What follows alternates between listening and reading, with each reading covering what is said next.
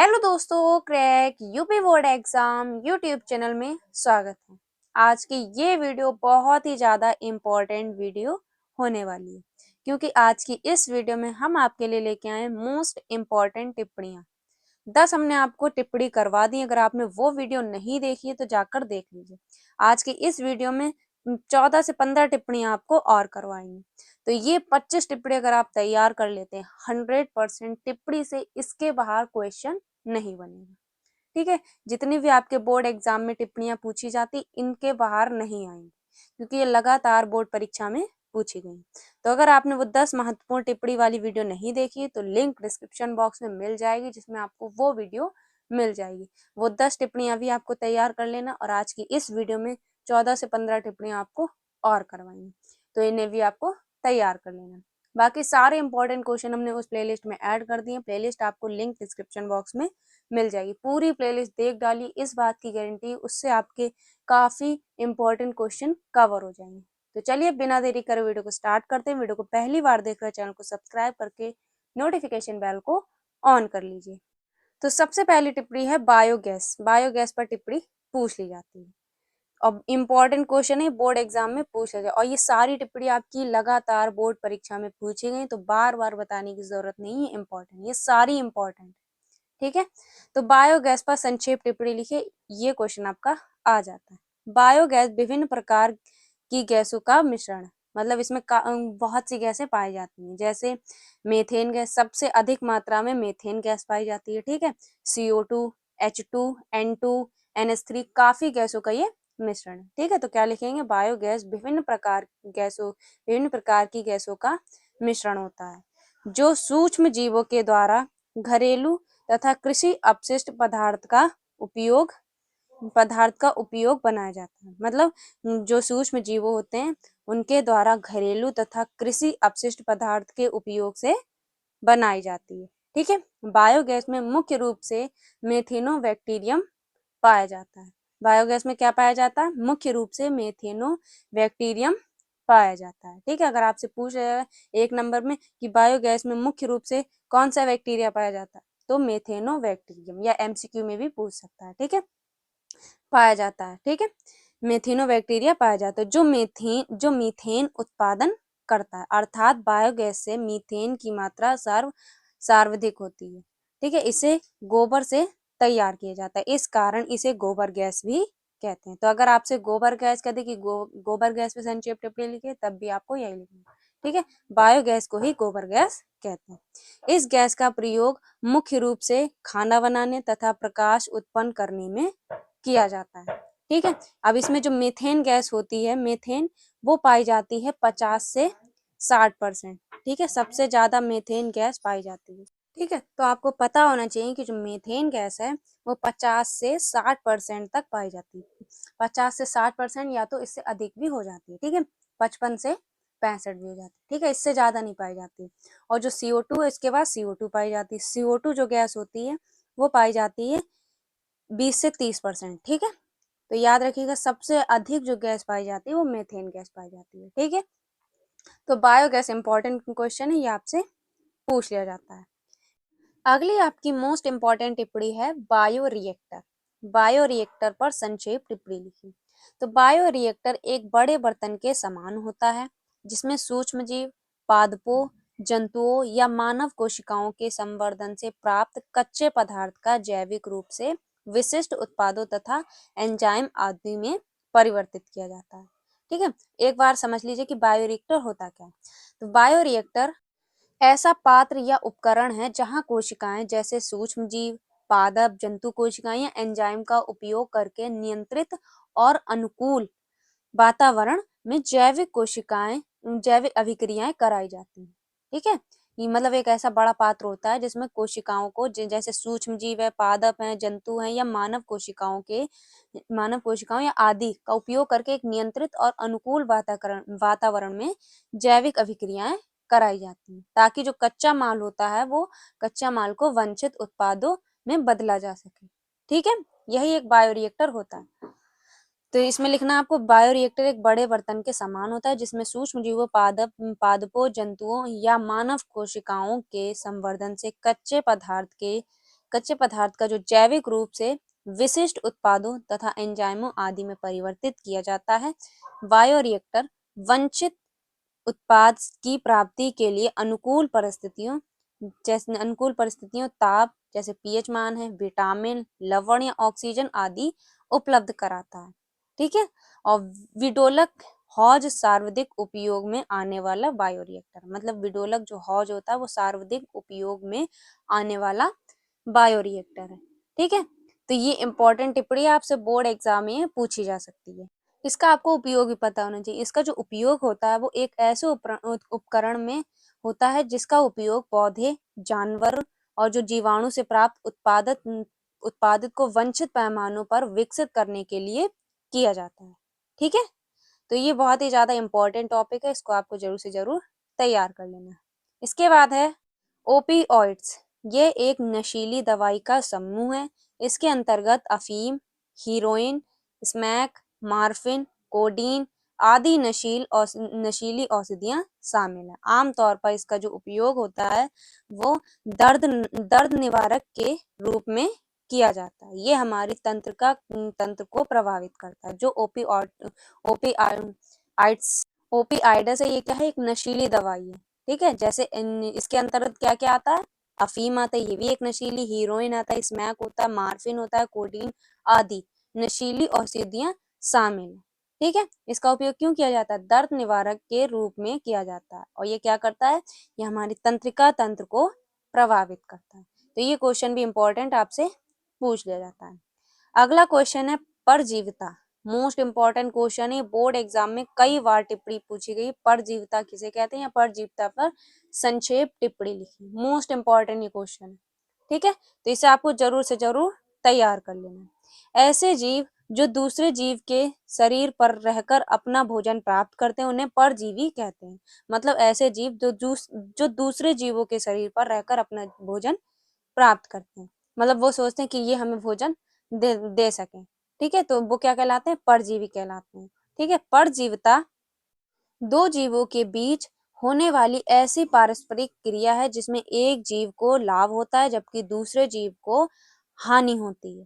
ठीक है। मतलब परजीविता बहुत ही इजी है। मतलब जैसे दो जीव हैं, ठीक है, एक जीव क्या करता है दूसरे के सर, मतलब जैसे दो जीव, ऐसा संबंध जिसमें एक जीव दूसरे जीव के शरीर के ऊपर या अंदर रहकर अपना भोजन या आश्रय प्राप्त करता है, उसे क्या कहते हैं, उसे उस प्रक्रिया या उसे हम पारजीवी कहते हैं। ठीक है। और पारजीविता जो होती है वो दो जीवों के बीच होने वाली ऐसी पारस्परिक क्रिया है जिसमें एक जीव को लाभ होता है और दूसरे जीव को हानि होती है।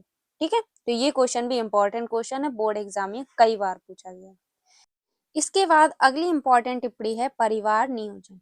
ये टिप्पणी भी मोस्ट इंपॉर्टेंट है, बोर्ड एग्जाम में पूछ ली जाती है। ठीक है। तो परिवार नियोजन आप बनाकर भी लिख सकते हैं। क्या होता है परिवार नियोजन, परिवार नियोजन परिवार कल्याण का वह भाग है जिसके अंतर्गत परिवार में बच्चों की संख्या निश्चित या सीमित कर परिवार के कल्याण की योजना बनाई जाती है। इसके आगे एक और लाइन लिख सकते हैं कि जन्म के बीच अंतराल को नियंत्रित करने की प्रथा भी रखनी चाहिए। मतलब जन्म के बीच थोड़ा उचित अंतराल होना चाहिए। ये नहीं जैसे एक साल पहले, मतलब अभी बच्चा हुआ फिर तुरंत दूसरे साल हो गया, ऐसा नहीं। जन्म के बीच थोड़ा लंबा समय रखना, जैसे एक साल हुआ उसके बाद 3 साल या 2 साल का गैप आप दे सकते हैं। तो यही होता है परिवार नियोजन। ठीक है। बच्चों की मात्रा सीमित होनी चाहिए और जन्म के बीच उचित अंतराल होना चाहिए। ठीक है। तो परिवार नियोजन पर आप टिप्पणी लिख सकते हैं। रटना नहीं, आपको बायो के क्वेश्चन को आपको समझना है, अपनी भाषा में बना कर लिखना है। ठीक है। रटना नहीं, इसे एक बार आप समझ लीजिए कि क्या है क्वेश्चन, उसके बाद अपनी भाषा में आप बनाकर लिखिए। ठीक है। तो जैसे लिखा है कि परिवार नियोजन कल्याण का वह भाग है, उसके बाद लिख दिया कि बच्चों की संख्या और उनके जन्म के बीच के अंतराल को नियंत्रित करने की जो प्रथा विशेष रूप से गर्भ निरोधक या स्वैच्छिक नसबंदी के माध्यम से होती है। ठीक है। अर्थात ऐसी योजनाओं से जनसंख्या वृद्धि दर की सीमित दर को क्या हो सकता है, सीमित रखा जा सकता है। ठीक है। तो इस पर ये नहीं कि आप जैसा हमने लिखा आप भी वही छाप दें, आपको बना कर अपनी भाषा में लिखना होगा। ठीक है। तो परिवार नियोजन पर टिप्पणी आपसे पूछी जा सकती है। इसके बाद है डीएनए फिंगरप्रिंटिंग। ये टिप्पणी भी मोस्ट इंपॉर्टेंट है, बोर्ड एग्जाम में ये पूछ ली जाती है। ये क्वेश्चन 2024 और 25 2 साल से लगातार पूछा जा रहा है। और इस साल भी किसी ना किसी सेट में आपको मिलेगा ही मिलेगा। तो डीएनए फिंगरप्रिंटिंग क्या होती है? ये एक ऐसी तकनीक है जिसकी सहायता से विभिन्न व्यक्तियों एवं जीवधारियों के डीएनए में भिन्नताओं को देखा जा सकता है। ठीक है, और इस तकनीक को सर्वप्रथम एलेक जेफ्रे ने इंग्लैंड में विकसित किया था। डीएनए फिंगरप्रिंट क्या होता है? डीएनए फिंगरप्रिंट से जैसे पता चल सकता है अगर किसी की मृत्यु हो गई, उसका चेहरा मतलब चेहरे पे कुछ घाव हो गया, उसका चेहरा नहीं पहचान में आ रहा, तो कौन सी तकनीक का यूज किया जाए? डीएनए फिंगरप्रिंटिंग का। अगर उसका चेहरा नहीं दिख रहा है किसी कारण, मतलब जैसे आग में कुछ व्यक्ति घायल हो जाते हैं, उनके चेहरे पे नहीं दिखता है, तो किस तकनीक का यूज करेंगे? तो फिंगर प्रिंटिंग का हम यूज करेंगे। डीएनए फिंगर प्रिंटिंग तकनीक से पता चल जाएगा कि ये कौन है। ठीक है, तो यही होता है डीएनए फिंगर प्रिंटिंग, जिसकी सहायता से क्या कर सकते हैं? विभिन्न व्यक्ति एवं जीवधारियों की डीएनए में भिन्नताओं को देखा जा सकता है। ठीक है, और इसकी खोज सर्वप्रथम किसने की? एलेक जेफरे ने की। कहाँ की? इंग्लैंड में। ठीक है, और डीएनए फिंगर प्रिंटिंग विभिन्न ऊतकों, जैसे बाल, अगर बाल हो तो उससे भी पता चल जाएगा डीएनए से। ठीक है, बाल से भी पता चल जाएगा, खून, लार से, त्वचा आदि से प्राप्त किए जा सकते हैं। ठीक है, बाल अगर मिल जाए उससे भी पता चल सकता है, खून, लार से भी पता चल सकता है, और त्वचा से भी पता चल सकता है। ठीक है, इसके बाद इसका उपयोग भी आपको पता होना चाहिए कि डीएनए फिंगरप्रिंटिंग के उपयोग क्या होते हैं। तो इसका उपयोग करके किसी खूनी, बलात्कारी, पैतृत्व के संबंध आदि की पहचान की जा सकती है। ठीक है, खूनी की पहचान की जा सकती है। आपने फिल्म में देखा होगा जब गन में कोई खून कर देता है गन से, तो उसमें फिंगर प्रिंटिंग उसके लगे होते हैं, उस फिंगरप्रिंट से पता चल जाता है कि ये किसने किया। ठीक है, तो खूनी, बलात्कारी, पैतृत्व के संबंध आदि की पहचान की जा सकती है। ठीक है, तो ये क्वेश्चन आपका इंपॉर्टेंट क्वेश्चन है, इस पर टिप्पणी पूछ ली जाती है। ठीक है, तो याद रखना DNA fingerprinting most important topic है। इसके बाद है सहपकारिता। सहपकारिता मोस्ट इंपॉर्टेंट क्वेश्चन है। सहपकारिता है, सहभोज्यता है, ये मोस्ट इंपॉर्टेंट टिप्पणी है। अब सहपकारिता क्या होता है? यह एक ऐसी पारस्परिक क्रिया है जिसमें दोनों जीवों को लाभ होता है। मतलब एक जीव है और ये जीव है, इन दोनों को ही लाभ होगा, सहपकारिता कहलाती है। जैसे कवक तथा शैवाल के बीच संबंध, इसमें क्या होता है? इनमें जो कवक है, कवक पोषक तत्व व जल का अवशोषण तथा जो शैवाल है वो भोजन का निर्माण करता है। जैसे इसमें कवक है वो क्या करता है? पोषक तत्व व जल का अवशोषण करता है, तथा शैवाल जो है वो भोजन का निर्माण करता है। ठीक है, तो सहपकारिता कैसी क्रिया है? इसमें दोनों जीवों को लाभ होता है। ठीक है, उदाहरण भी आपको लिख के दिखा देना, कवक तथा शैवाल। और जो सहभोजिता है उसमें क्या होता है? एक जीव को लाभ होता है और दूसरे जीव को ना तो लाभ होता है और ना ही हानि होती है। ठीक है, तो याद रखिएगा सहपकारिता क्या होता है? इसमें दोनों जीवों को लाभ होता है। और सहभोजिता जो होती है उसमें एक जीव को लाभ होता है और एक जीव को ना तो लाभ होता है ना ही हानि होती है। ठीक है, तो इतना आपको लिख देना है। इसके बाद है रेड डेटा बुक। ये क्वेश्चन भी मोस्ट इंपॉर्टेंट है, बोर्ड एग्जाम में रेड डेटा बुक पर टिप्पणी पूछ ली जाती है। ठीक है, तो रेड डेटा बुक क्या होती है? विश्व संरक्षण संघ ने जैव विविधता के संरक्षण के लिए संकटग्रस्त जीवों की एक सूची तैयार की, जिसे रेड डेटा बुक कहते हैं। मतलब जो संकटग्रस्त जीव हैं उन्हें क्या करा गया? रेड डेटा बुक के अंदर रखा गया। उसके अंदर मतलब एक सूची तैयार की जो संकटग्रस्त जीव है। ठीक है, उसे किसके अंदर रखा गया? रेड डेटा बुक के अंदर रखा गया, तो उसी को हम लोग रेड डेटा बुक कहते हैं।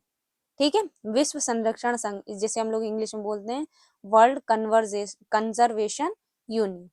ठीक है, इसके बाद लिखा है इस सूची में इन सभी जीवों को शामिल किया गया जो विलुप्त होने के कगार पर हैं। मतलब जो जीव विलुप्त होने मतलब खत्म होने के कगार पर हैं, उन्हें इस बुक के द्वारा संकटग्रस्त जीवों की जानकारी आसानी से मिल जाती है। और जो रेड डेटा बुक है, इस बुक के द्वारा संकटग्रस्त जीवों की जानकारी आसानी से मिल जाती है। इसका प्रकाशन कब हुआ? इसका प्रकाशन जो हुआ 1963। ठीक है, 1963 में स्विट्जरलैंड में हुआ था। तो ये भी आपको याद रखना है कि इसका प्रकाशन कब हुआ? इसका प्रकाशन 1963 में हुआ। कहाँ हुआ? स्विट्जरलैंड में। ठीक है, तो ये क्वेश्चन भी इंपॉर्टेंट है, पूछ लिया जाता है। इसके बाद है सहभोज्यता। अभी हमने आपको बताया था कि सहभोज्यता क्या होता है। इसमें दो जीवों के बीच ऐसा संबंध होता है जिसमें एक जीव को फायदा होता है, दूसरे जीव को ना तो फायदा होता है ना ही नुकसान होता है।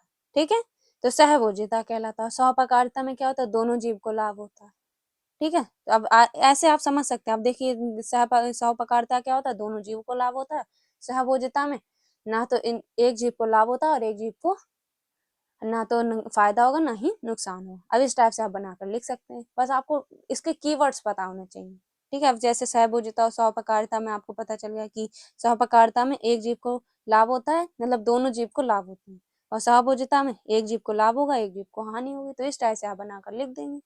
ठीक है, तो क्या लिखेंगे, जब दो जीवों के बीच ऐसा संबंध होता है कि एक जीव को फायदा होता है जबकि दूसरे जीव को ना तो फायदा हो और ना ही नुकसान हो, तो इसे हम सहभोजिता कहते हैं। ठीक है, तो इसे क्या कहते हैं, सहभोजिता कहते हैं। और यह सहजीवी संबंध जैसे आर्किड और आम का पेड़, आर्किड और आम का पेड़ एक बहुत ही अच्छा उदाहरण है। आर्किड का जो पेड़ होता है उसमें क्या होता है, आर्किड को फायदा होता है, आम के पेड़ को ना तो फायदा होता है ना ही नुकसान होता है।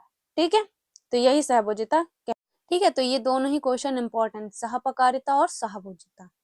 इसके बाद है बहुभ्रूणता, मोस्ट इंपॉर्टेंट क्वेश्चन है, इस पर भी टिप्पणी आपसे पूछ ली जाती है। बहुभ्रूणता पर संक्षेप टिप्पणी लिखिए।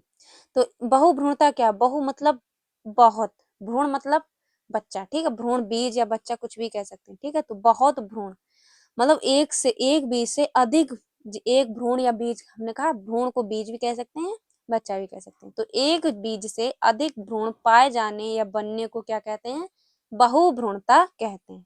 ठीक है, तो आप नाम से इसमें पहचान जाएंगे क्या लिखा है, बहु, बहु मतलब अधिक, भ्रूण मतलब बीज। ठीक है, तो एक बीज से अधिक बीज पाए जाने या बनने को बहुभ्रूणता कहते हैं।